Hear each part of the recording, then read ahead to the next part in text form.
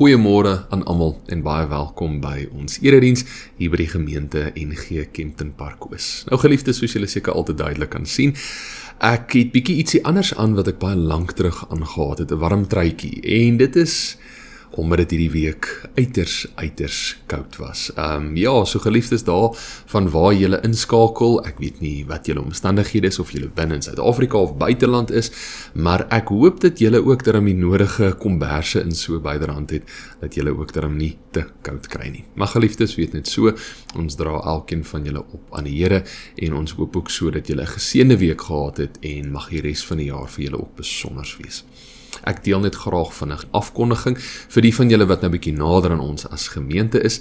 Die 7de Junie gaan ons weer 'n braaigeleentheid hou.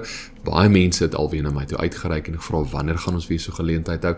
Die 7de Junie is die antwoord. So geliefdes, die van julle wat nou nog nie by so 'n geleentheid ingeskakel het nie, of nie by ons as gemeente inskakel, dit is basies waar ons na verloop van die erediens braaipakkies verkoop teen 'n baie billike prys, en dan ook die senior lidmate kry hulle pakkies verniet, en dan is dit 'n geleentheid waar ons by die kerk net lekker saam kan sit en kan kuier, 'n lekker stukkie vleis eet, en baie van die mense bring ook bykos by, of ietsie wat hulle kan deel met al die mense. So geliefdes, sit in julle kalender, die 7de Junie, as julle hier in die area is, kom woon asseblief die geleentheid by. Ons hemelvaartdiens en Pinksterdienste lê voor, en ek sal graag net die tye van hierdie verskeie dienste aan julle wil oordra. Ons hemelvaartdiens is hierdie komende donderdag aand, die 14de Mei, as ook hierdie komende donderdagoggend. Die oggenddiens sal om 10:00 wees, en die aanddiens sal om 6:30 wees. Dan volgende week Sondag, soos normaal, sal ons 9:00 erediens hê, maar Sondag aand om 6:00 sal ons Pinksterreeks dan begin. En basies hoe die Pinksterreeks werk, die aandse erediens word die volgende oggend om 10:00 herhaal. So Sondag aandse erediens, let wel, dit begin 6:00, dit sal die volgende oggend 10:00 by die kerk herhaal word. Maar dan, vir die res van die eredienste wat in die aand sal plaasvind, wat dan Maandag, Dinsdag, Woensdag en Donderdag is, dit sal eerder 6:30 begin as Sondagse diens wat om 6:00 begin het. So dis net 'n belangrike onderskeid om uit te lig. Sondag aandse erediens begin om 6:00, en die res van die aande se eredienste begin om 6:30. Maar elkeen van hulle sal die volgende oggend om 10:00 herhaal te word. Ons beplanning is om meerderheid van hierdie dienste op die internet beskikbaar te stel, maar ons gaan ons bes probeer. En dan laastens, die 24ste Mei is dit ons Pinksterfees erediens, en na verloop van daardie erediens by die kerk gaan ons ook 'n paar eetgoedjies kerk toe vat. So net 'n ou bordjie met eetgoedjies op, of ietsie wat julle dalk graag sal wil maak, en dit word dan kerk toe gevat en dan ook so gedeel tussen almal, en dis ook 'n gesellige geleentheid, en ja, vorige jare was daar groot opkoms en die kos was nog meer, so geliefdes, nooi julle ook uit na hierdie geleentheid toe. Maar geliefdes, met dit, ek gee vir ons nou geleentheid om stil te word voor die Here, dat ons vir 'n oomblik net bietjie kan ontsnap van alles wat daar buite aangaan, en dan sal ek ook so na die geleentheid van stilte vir ons 'n wotum lees.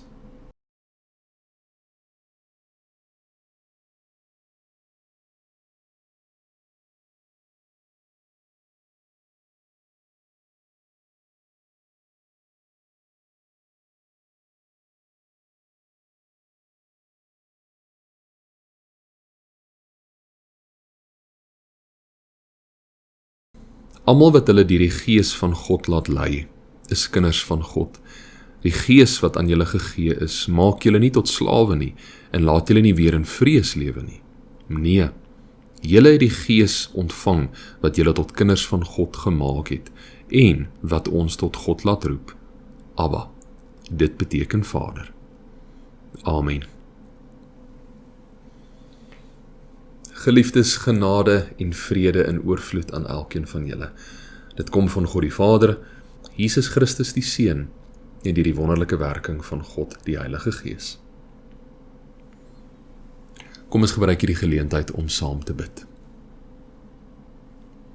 Here, dankie vir 'n geleentheid waar ons kan stil word, waar ons tot U kan nader, waar ons tot die beste van ons vermoë dit wat so ons moeg maak en besig hou, dat ons dit al is dit net vir die tydjie van hierdie erediens een kant sal plaas, en ons gedagtes op U sal rig. En Here, ons vra ook so, help ons in hierdie proses. Die lewe is besig en daar's soveel dinge wat ons weg van U afhou.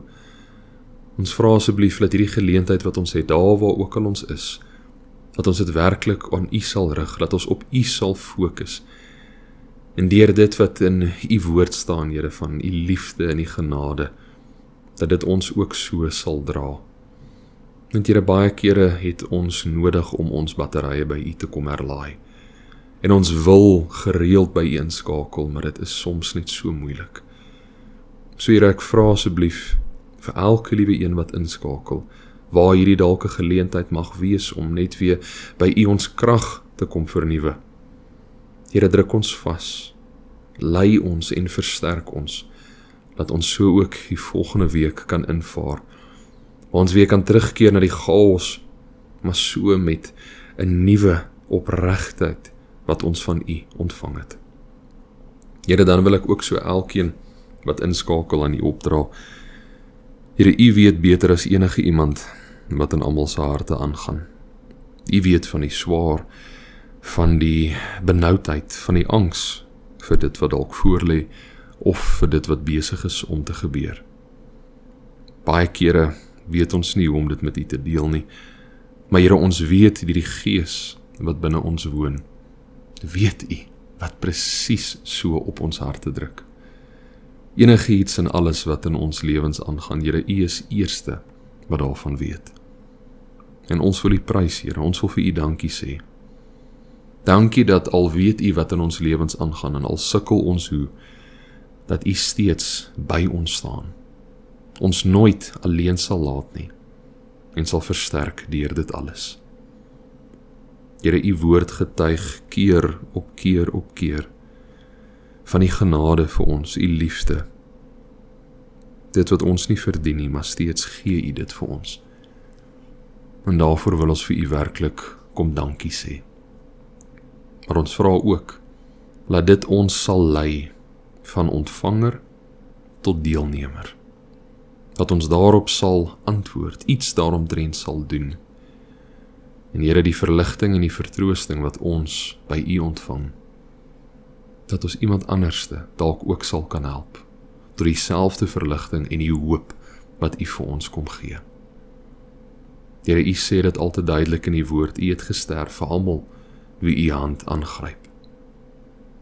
Help asseblief deur die leiding van die Gees, dat ons deel van hierdie plan sal wees. Here, laat ons U liefde en genade, al is dit maar net 'n gedeelte daarvan, bekend sal maak in hierdie gebroke wêreld. Want ek dink dit is altyd duidelik, Here, die wêreld het U meer as ooit nodig. Gebruik ons daar waar ons is, dat ons ook kan bydra tot U verlossingsboodskap en dat dit versprei sal word. Ons dankie, Here, ons loof U heilige naam en ek vra asseblief dat alles wat ons doen tot eer en verheerliking van U sal wees. Amen. Geliefdes, ons skriflesing vir vandag, let wel, daar gaan 'n paar gedeeltes wees waarna ons kyk, dit sal wel op die skerm verskyn, maar die hoofgedeelte waarop ons gaan fokus, kom uit 1 Johannes 5, van vers 1 tot en met 5, maar eers 'n bietjie later. Soos julle nou al seker al te goed teen hierdie tyd weet, ek is baie lief daarvoor om die liturgiese kalender te gebruik, tot baie van my preke.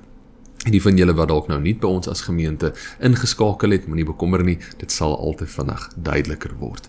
Maar vir vandag as inleiding wil ek graag 'n kort opsomming gee van wat is die liturgiese kalender en daarmee saam ook wat is die volgende tydperk of seisoen of hoogtepunt wat ons dan inbeweeg in hierdie liturgiese kalender.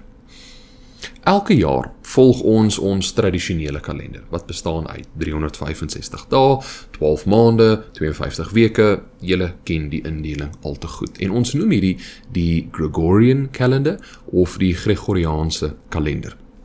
Die liturgiese kalender is soortgelyk, maar in plaas daarvan dat dit in maande en weke so opgedeel word, word dit eerder deur die lewe van Jesus Christus bepaal. As voorbeeld, een van die tydperke binne die liturgiese kalender is Kersfees, waar ons Jesus se geboorte herdenk. die lydenstyd, waar ons doelbewus op sy lyding fokus, as ook ons eie tekortkominge en ons eie sondige wese. Paasfees, wat die hoogtepunt van ons jaar is, waar ons Jesus se kruisdood, as ook sy opwekking herdenk en nog 'n hele paar ander. Die volgende hoogtepunt wat vir ons voorlê, dan binne hierdie liturgiese kalender, is Pinkster. En met Pinkster herdenk ons die uitstorting van die Heilige Gees. Baie kortliks, Jesus het vir sy disippels destyds gesê, maar hy gaan op 'n sekere stadium hulle moet verlaat, bedoelende hy gaan weer moet opvaar hemel toe. Van dit waarvoor hy gestuur is, om God se verlossingsplan te voltooi, het hy gedoen. Maar hy het vir sy disippels gesê, hulle moet nie bekommer wees nie, hulle hoef nie bang te wees nie, want die Vader sal in sy plek vir hulle die Heilige Gees stuur. Baie belangrik, toe die Heilige Gees uitgestort was op alle gelowiges, het daar 'n groot skuif plaasgevind binne die groter Christendom. Basies enigiemand wie glo en daardeur die Heilige Gees ontvang het, is verander van ontvanger na gestuurde toe. 'n Ander manier hoe ons dit ook kan verwoord is, hulle het verander van passiewe toeskouers tot dit wat Jesus Christus gedoen het, tot aktiewe deelnemers tot die bevordering van sy koninkryk. Net soos wat die disippels verander het van disipel tot apostel. Disipel beteken leerling, apostel beteken gestuurde. En geliefdes, dis vir my ook belangrik om uit te lig. Dieselfde gees waarmee die apostels toegerus was, wat as voorbeeld Petrus laat verander het. Van iemand wat eintlik maar nie sy verhouding met Jesus Christus wou erken het nie, eintlik gevlug het vir sy lewe, tot iemand wat die strate ingevaar het en die Here se naam verheerlik het en bekend gemaak het, van toeskouer tot deelnemer. Dieselfde gees wat hom in staat gestel het tot dit, is in elkeen van ons. Ons moet altyd onthou, die boodskap van die Bybel het nie sy einde bereik toe die laaste boek Openbaring klaar geskryf was nie. Nee. Maar ongelukkig is dit baie kere ons beskouing. Maar die woord van God is van eintlik maar 'n baie ou dokument. Ons moet eintlik maar versigtig wees oor hoe ons dit gebruik. En ja, daar's sekere waarhede wat ons nou maar toepas, en nie almal nie, maar sekere van hulle kan ons op 'n manier gebruik om ons lewens bietjie beter te maak, maar is nie eintlik reg om daarna te verwys as waarheid nie. Dis beter om eerder dit volkswyshede te noem. Geliefdes, glad nie. Die boodskap van Jesus se kruisdood, sy versoening, bedoelende dit wat hy vir ons gedoen het om ons verhouding met God te herstel, sy oorwinning oor die dood, leef voort in elke liewe een van ons. Ons lewens getuig van dit wat in die woord van God opgeskryf staan. En die rede daarvoor is, want ons is toegerus met die Heilige Gees. Deur die krag wat hy vir ons gun, deur die lyding, kan ons sy verhaal verder neem. Ons is nie afgesonder van die boodskap wat die Bybel oordra nie. Inteendeel, dit leef voort in elkeen van ons. So ja, Pinkster fokus op die uitstorting van die Heilige Gees.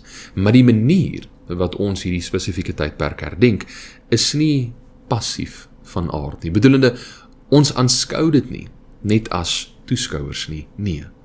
Ons ontvang dit eerder as deelnemers, tot waartoe dit die Gees ons nou in staat stel.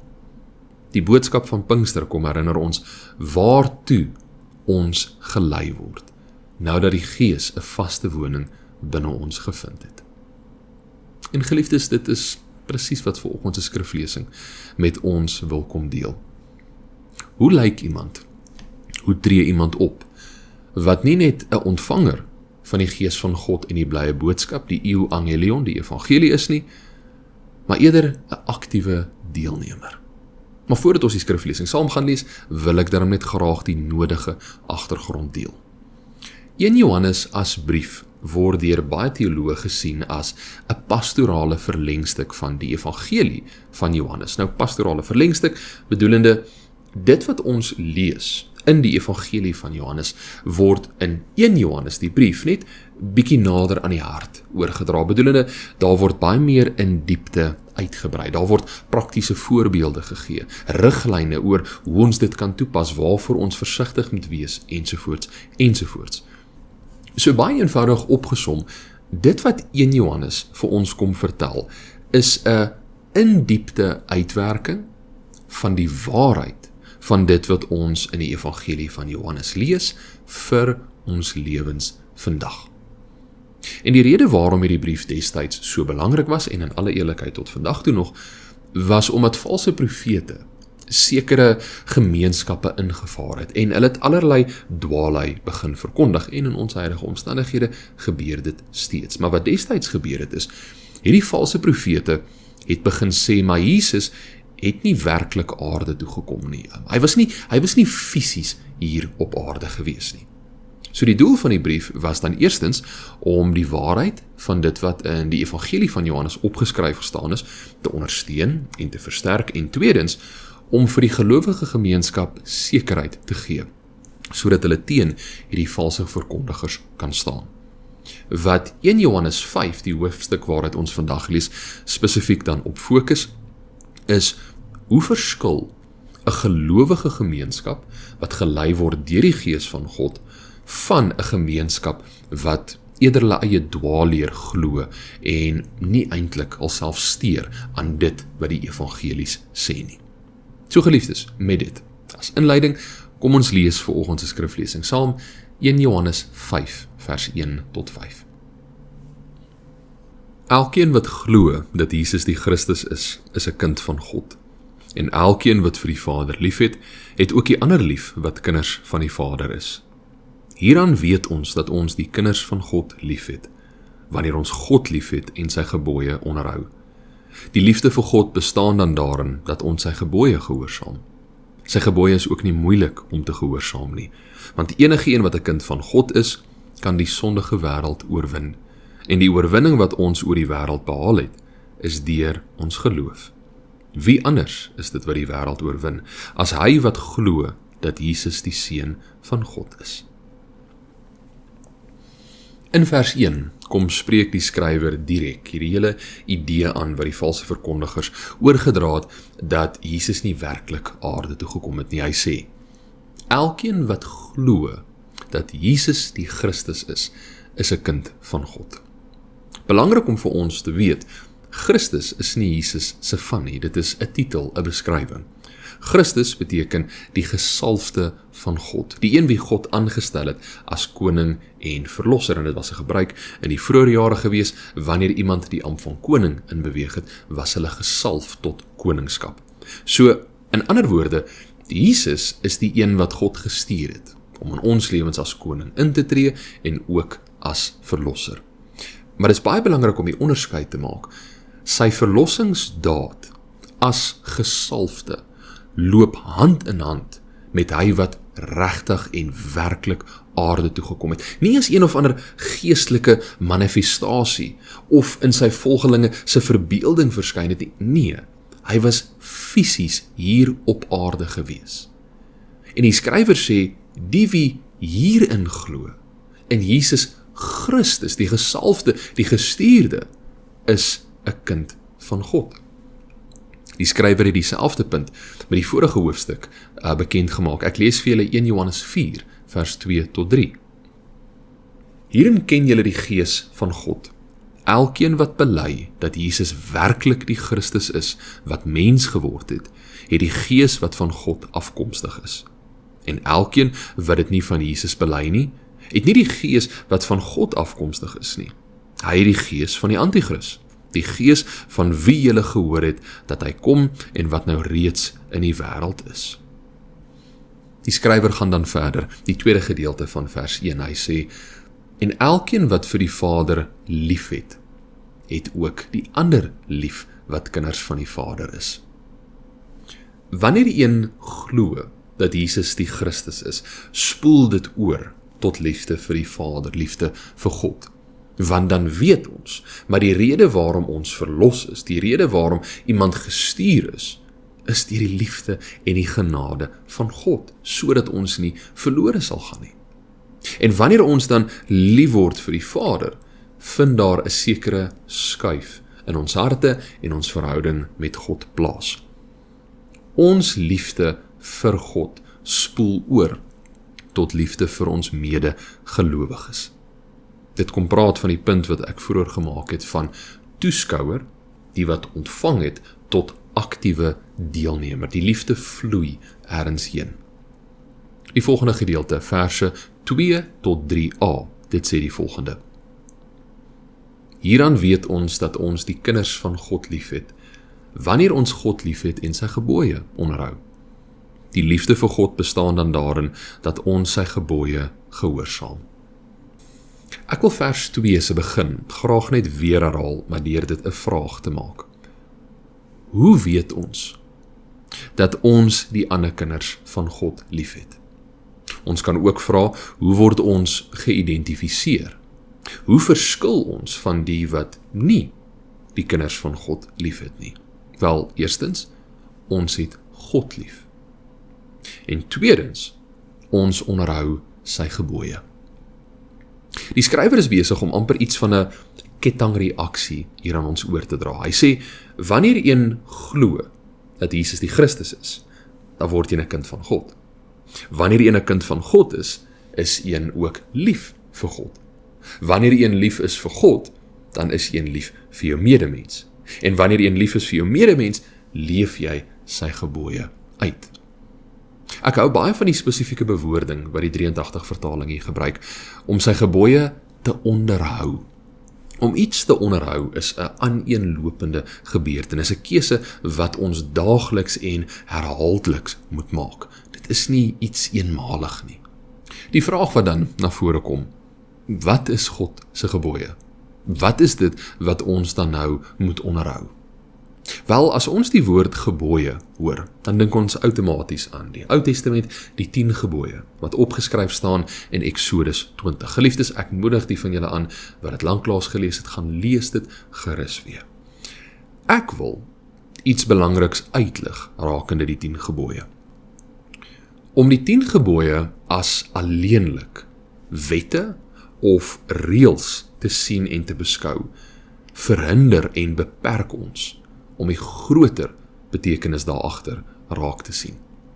En daarmee saam, die spesifieke bewoording, wette en reëls, kom skep die idee dat as ons dit dan nie doen nie, gaan daar 'n vorm van straf wees of 'n vorm van betaling moet wees.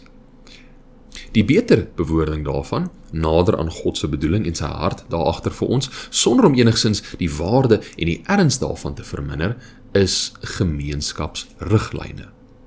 Riglyne waar volgens die kinders van God moet leef. Eerstens, sodat God daardeur verheerlik kan word. Onthou, 'n baie groot tema in die Ou Testament en in die Nuwe Testament is, God is heilig, ons is heilig. Daarom moet ons as sy kinders leef, moet ons anders leef as die groter wêreld. So eerstens, die riglyne word gevolg om God se naam te verheerlik, maar tweedens, dat die gemeenskap daarvolgens kan baat. Geliefdes, 'n baie eenvoudige vraag. Ons gemeenskap vandag, enige gemeenskap in die wêreld vandag, hoe baie sal ons nie daarvan baat, as almal maar net die 10 gebooie onderhou nie? Klink hierdie beskouing nie eintlik baie na aan dit wat ons skriflesing vanoggend gesê is nie. Maar die wie lief is vir God, is lief vir sy gemeenskap en leef dan die gebooie saam uit. So ja, die 10 gebooie absoluut insluitend. Baie kere dink ons, maar die 10 gebooie, omdat dit uit die Ou Testament kom, is dit nie meer deel van ons verhouding met God nie? Nee. Dit is 'n mooi en 'n kragtige manier om dit op te som, maar let wel Ou Testament. In die Nuwe Testament is daar ook 'n paar tekste wat vir ons 'n bietjie duidelikheid gee oor God se gebooie. Die eerste ene wat ek wil lees, is die albekende gedeelte wat uit Matteus 22 vers 34 tot 40 kom. Ek lees dit graag. Toe die Fariseërs hoor dat Jesus die Sadduseërs die mond gesnoer het, het hulle bymekaar gekom en een van hulle, 'n wetgeleerde, het hom met 'n vraag probeer vastrek. Meneer, vra hy, wat is die grootste gebod in die wet? Jesus antwoord hom, jy moet die Here jou God lief hê met jou hele hart en met jou hele siel en met jou hele verstand. Dit is die grootste en die eerste gebod. En die tweede, wat hiermee gelyk staan, is, jy moet jou naaste lief hê soos jouself. In hierdie 2 gebooie is die hele wet van die profete saamgevat. Of in ander woorde, liefde vir God, wat direk oorvloei tot liefde vir jou naaste. Maar daar's nog 'n gedeelte in die Nuwe Testament waar ons lees van God se gebooie. En dit kom uit volgens 'n skriflesing, die brief waaruit ons lees 1 Johannes. Ek lees vir julle 1 Johannes 3, vers 23 tot 24. En dit is sy gebod. Ons moet in sy seun, Jesus Christus, glo en ons moet mekaar lief hê, ooreenkomstig die gebod wat hy ons gegee het. Wie sy gebooie gehoorsaam, bly in God en God in hom. Hieraan weet ons dat hy in ons bly. Hy het ons sy gees gegee. Wees lief vir die Here. Wees lief vir jou naaste. Maar daar's nog 'n gedeelte wat ek vanoggend vir ons wil lees, wat ook uit 1 Johannes kom, wat handel oor God se gebod. 1 Johannes 4, vers 21. En hierdie gebod het ons van hom gekry. Wie vir God lief het, moet ook sy broer lief hê. Om terug te kom by vanoggend se skriflesing, ek gaan verder met vers 3b. Dit sê: sy gebooie is ook nie moeilik om te gehoorsaam nie. Geliefdes, soos die Engelse nou hierop dalk sal reageer en sê, maar joh, dit is bietjie van 'n bold statement, is dit nie? As ek die gebooie nou hier so aanskou, veral as ons moet gaan praat van dit wat in Eksodus 20 opgeskryf staan, en ons moet nou lief wees vir almal, dit klink vir my maar bietjie na 'n moeilike taak. Wel, geliefdes, die rede daagter mag dalk wees, omdat ons sy gebooie, dit wat hy van ons verwag, nader uit ons eie vermoëns. Laat ek verduidelik wat ek daarmee bedoel. 1 Johannes 5 kom skyn lig op die verskil tussen die wie werklik in God glo, 'n verhouding met hom het, gelei word deur sy gees, en die wie aller dwaalleer verkondig en daarvolgens lewe. Een van die maniere waardeur ons hierdie twee groepe van mekaar kan skei, is deur wie vir God lief is en baie belangrik sy gebooie nakom. Die wie lief is vir die Vader, sal sy gebooie nakom. Die wie nie, sal nie enigsins self steur aan die gebooie nie. Daar het nog geen skuif of vernuwing plaasgevind hulle nie, want hulle het nog nie die gees van God ontvang nie.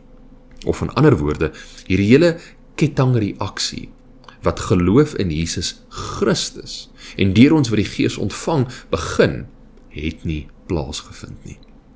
So as hulle dan na God se gebooie gaan kyk, en hulle kyk wat die Here van hulle verwag word, dan mag hulle reaksie baie maklik wees, maar joe, ek kan hierdie nie eens doen nie, ek gaan nie eens moeite hieromtrent doen nie, want dit is eintlik amper onmoontlik. In eie vermoë is dit onmoontlik. Maar deur die gees wat die Here vir ons kom gee het, deur die gees wat ons kom toerus, is dit nou moontlik. Sal hy ons versterk en vir ons gee wat ons nodig het om dit wel te kan doen. Is dit nie presies waaroor Pinkster handel nie? Tot wat ons nou in staat is, deur sy gees wat in ons woon. Die laaste twee verse van vanoggend se skriflesing, verse 4 en 5, ek lees dit weer. Want enige een wat 'n kind van God is, kan die sondige wêreld oorwin. En die oorwinning wat ons oor die wêreld behaal het, is deur ons geloof. Wie anders is dit wat die wêreld oorwin het, as hy wat glo dat Jesus die Seun van God is. Kortliks opgesom sê hierdie gedeelte, maar die wie uit God gebore is, vernuwe is deur God, of die gees van God nou huisves, het die wêreld oorwin. Maar baie belangrik, nie deur eie krag, deur eie verdienste, nee, deur geloof. En hierdie oorwinning word opgesom in een kernwaarheid, geloof in Jesus Christus, die gestuurde, die gesalfde, die een wat werklik hier op aarde was. Geliefdes, ek sluit af. Vandag se boodskap dien as voorbereiding tot Pinkster wat voorlê. Dat ons weer sal besin oor wat dit beteken om gevul en toegerus te wees met die gees van God. Wat dit beteken dat ons vandag eintlik as deelnemers dien en nie as toeskouers nie. Soos ek vroeër uitgelig het, die boodskap van Christus, dit wat die Bybel van getuig, die liefde en die genade van God, leef voort in elkeen van ons. En dat ons die kettingreaksie wat God in ons harte laat plaasvind, van geloof tot kind van God, van kind van God tot liefde vir God die Vader, van liefde vir die Vader tot liefde vir ons medegelowiges, en liefde vir ons medegelowiges tot ons wat nou sy gebooie gehoorsaam. Laat dit altyd 'n realiteit en 'n waarheid in ons lewens sal wees wat ons elke dag koester. En ja, geliefdes, dit mag dalk moeilik en uitdagend vir ons voorkom, maar weet net dit, die Gees van God wat ons kom toerus, wat vir ons kom gee wat ons nodig het om presies dit te kan doen, sal altyd met ons wees. Amen. Ek gee 'n oomblik van stilte.